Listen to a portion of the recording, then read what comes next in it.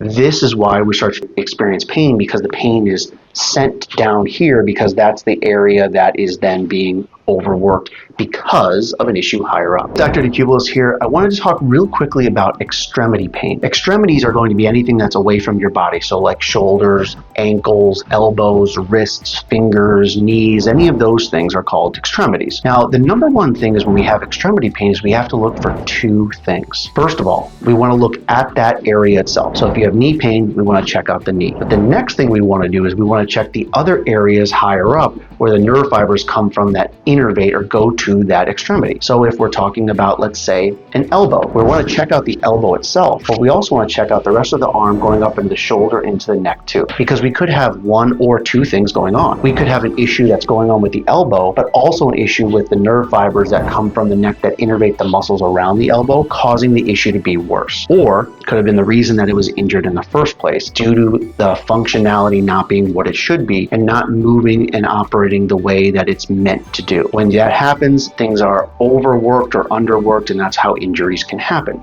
So we want to check those things out.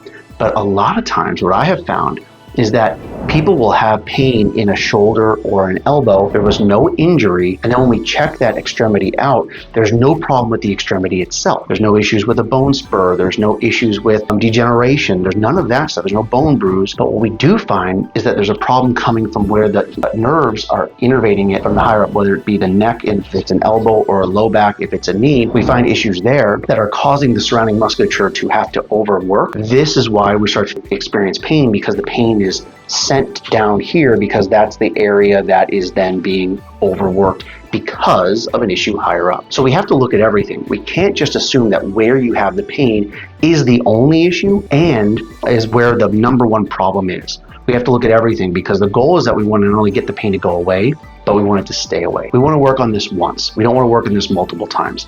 So you want to make sure you go to a doctor who understands this, knows how to look at these things. That way we can get better lasting results.